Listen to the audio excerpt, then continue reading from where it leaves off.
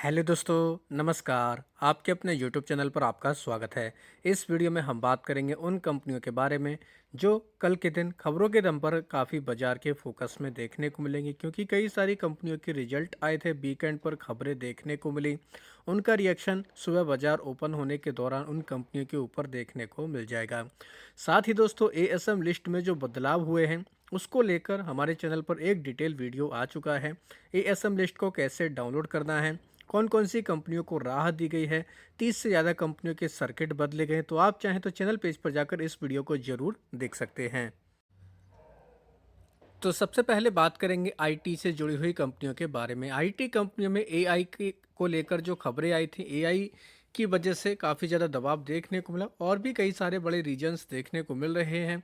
लेकिन फ्राइडे के दिन इन्फोसिस का एडीआर, विप्रो का एडीआर हमें पॉजिटिव क्लोज होते हुए देखने को मिला है।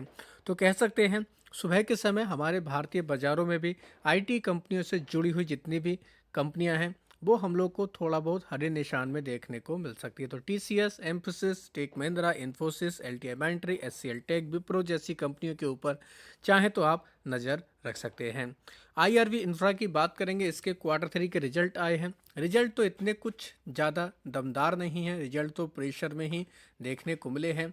कंपनी ने हालांकि बोनस का ऐलान किया है, तो बोनस की न्यूज़ की वजह से ये कंपनी फोकस में रह सकती है। 1:1 के रेशो में इसकी कंपनी की तरफ से, कंपनी की बोर्ड की तरफ से इसको मंजूर किया गया। रिजल्ट की अगर बात करें, रेवेन्यू घटकर आया लगभग 8%।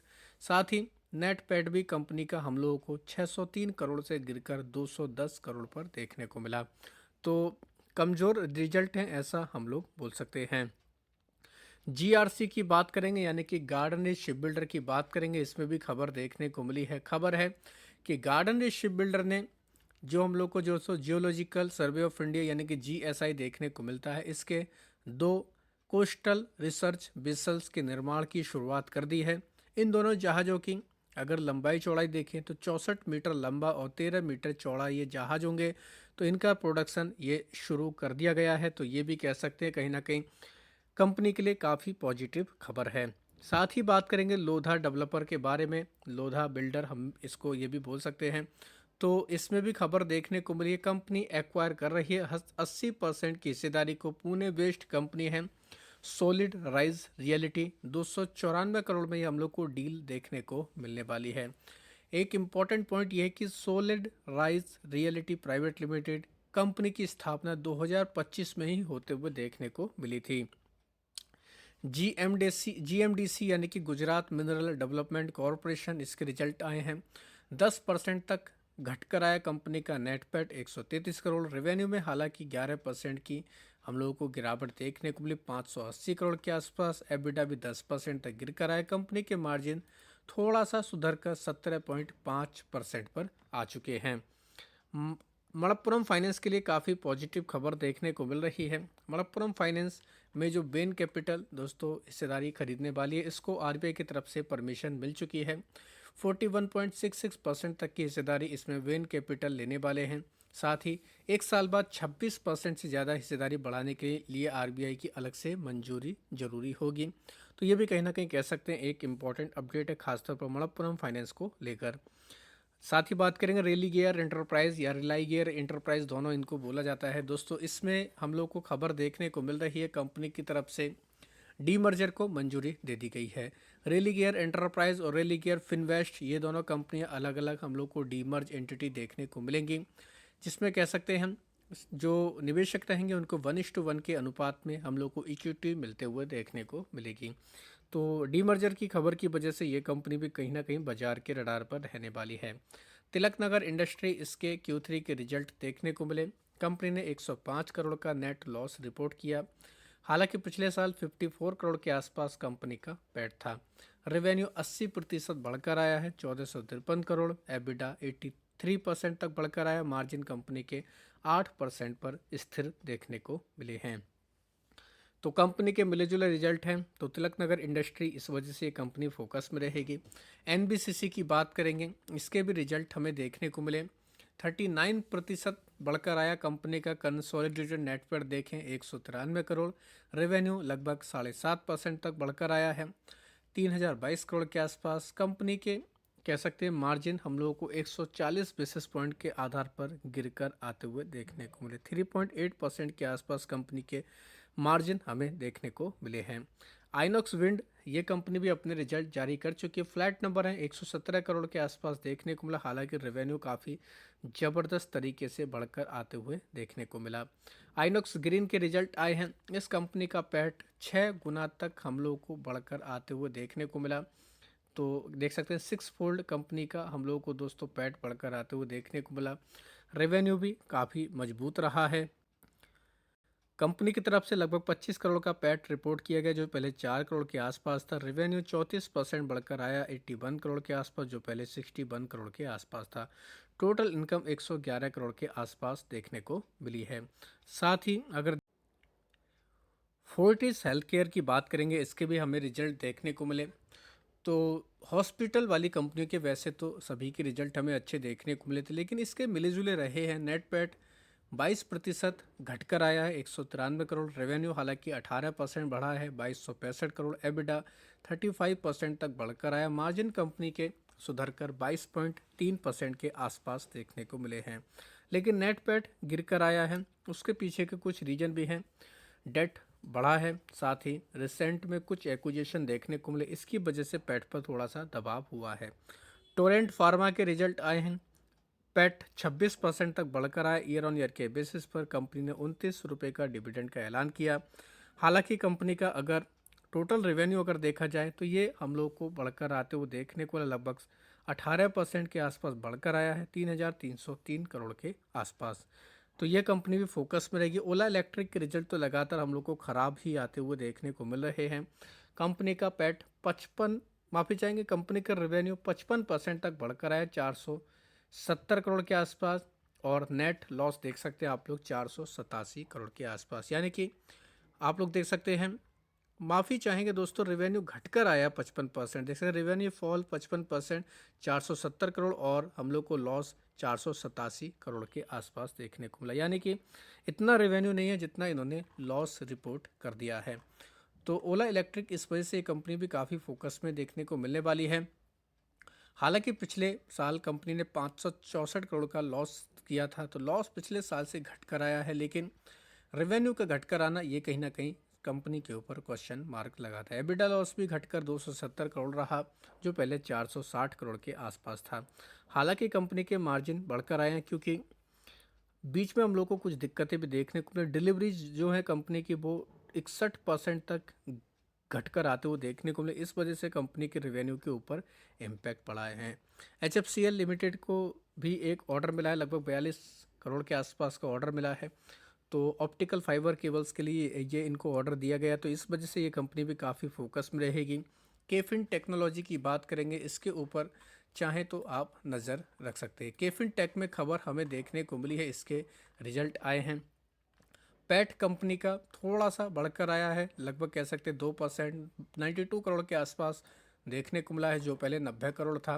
कंपनी का अगर रेवेन्यू देखें 28% तक बढ़कर आया है। एबिडा 16% बढ़कर आया 151 करोड़। साथ ही कंपनी के मार्जिन हम लोग को घटकर आते हुए देखने को मिले। पहले 45% के मार्जिन थे, अब घटकर 40.9% पर आ चुके हैं।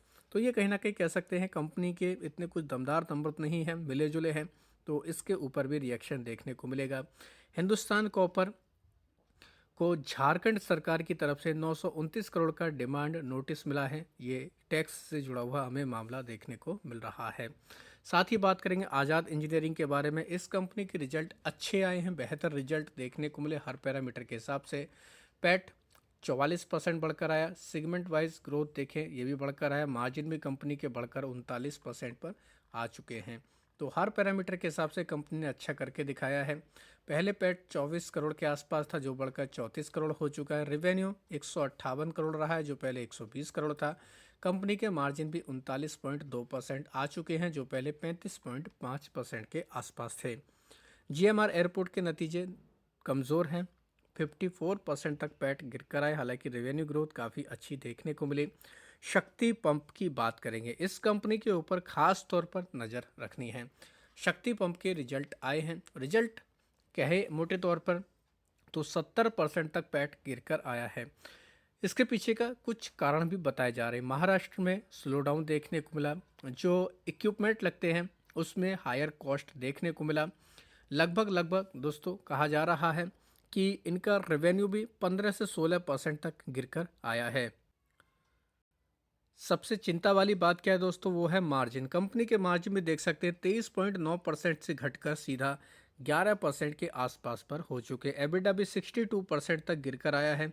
कंपनी के चेयरमैन दिनेश पाटीदार, इनकी तरफ से कहा जा रहा है कि ये जो इम्पैक्ट पड़ा है दोस्तों परफॉर्मेंस के ऊपर, इसकी वजह से है। किसकी वजह से? महाराष्ट्र की वजह से देखने को मिला, स्लो डाउन देखने को मिला वहाँ पर एग्जीक्यूशन में, और कुछ रिसीवेबल्स में देखने को मिला। इनकी तरफ से ये भी कहा जा रहा है कि जानबूझकर दोस्तों उन्होंने डिलीवरी को पुश रखा, यानी रोक दिया लगभग 200 करोड़ के आसपास का, क्योंकि ये चाहते हैं कि नियर टर्म में रेवेन्यू ग्रोथ, वर्किंग कैपिटल, सब सारी चीज़ें स्टेबलाइज होते हुए देखने को मिले। तो ऐसा इनका मानना है। साथ ही इनकी तरफ से दोस्तों ये भी कहा गया कि मार्जिन जो हम लोग को हिट होते हुए देखने को मिले 4% के आसपास लोअर देखने को मिले। उसके पीछे के भी कुछ इन्होंने रीजन बताए हैं। और 2% का रॉ मटेरियल का भी कॉस्ट बढ़ा है, इस वजह से भी दोस्तों हम लोग को मार्जिन घटकर आते हुए देखने को मिले। साथ ही जो लेबर कोड वाला जो सरकार की तरफ से हम लोगों को जो नियम देखने को मिला, उसकी वजह से भी मार्जिन घटकर आते हुए देखने को मिले। क्योंकि दोस्तों सोलर पंप वाली जो कंपनी, एक तरीके से सोलर पैनल में दोस्तों कॉपर, स्टील और सोलर पैनल में ये हम लोग को सारा मेटल्स का इस्तेमाल होते हुए देखने को मिलता है। तो इनके प्राइस बढ़ने की वजह से भी कंपनी के मार्जिन के ऊपर असर आते हुए देखने को मिला है। तो ये कुछ बड़े मेन रीजन कंपनी की तरफ से बताए जा रहे हैं, जिसकी वजह से शक्ति पंप के रिजल्ट के ऊपर इम्पैक्ट देखने को मिला। कंपनी की तरफ से ये भी बताया जा रहा है कि एक्सपोर्ट रेवेन्यू स्ट्रांग है और जो ट्रेड रिसीवेबल्स है वो भी स्टेबल है, क्योंकि कंपनी की ऑर्डर बुक 2100 करोड़ के आसपास हम लोगों को देखने को मिली। महाराष्ट्र और कर्नाटका में कुछ बड़े ऑर्डर इनको मिले हैं। सबसे दिक्कत थी महाराष्ट्र में, वहाँ से फंड रिलीज नहीं हो रहा था, तो वहाँ पर अब फंड रिलीज होने के बाद इम्प्रूवमेंट देखने को मिल रहा है। सबसे इंपॉर्टेंट पॉइंट क्या है दोस्तों, कंपनी की तरफ से यानी मैनेजमेंट की तरफ से कहा जा रहा है कि Q4 जो रहेगा वो हाईएस्ट रेवेन्यू वाला हम लोग को क्वार्टर देखने को मिलने वाला है, जो कह सकते हैं। और साथ ही ये भी कहा जा रहा है कि कुछ रेवेन्यू आने वाले क्वार्टर में हम लोग को दोस्तों ऐड होते हुए भी देखने को मिल सकता है। तो ओवरऑल कंपनी के रिजल्ट क्यों खराब आए हैं उसके पीछे के कारण बता दिए गए हैं। साथ ही कंपनी ने ये भी कहा कि Q4 काफ़ी इंपॉर्टेंट रहने वाला है। तो इस वजह से शक्ति पंप इंडिया ये कंपनी भी कहीं ना कहीं कल के दिन काफ़ी फोकस में देखने को मिलने वाली है। इनके अलावा रेलवे से जुड़ी हुई कंपनियों के ऊपर भी नज़र रख सकते हैं, क्योंकि कैबिनेट की तरफ से 3 मल्टी ट्रैकिंग रेलवे प्रोजेक्ट को मंजूरी दे दी है, जिनकी अगर कीमत देखें लगभग 18,509 करोड़ के आसपास है, जिसको लेकर दिल्ली, हरियाणा, महाराष्ट्र, कर्नाटका में हम लोग को कार्य शुरू होते हुए देखने को मिल जाएगा।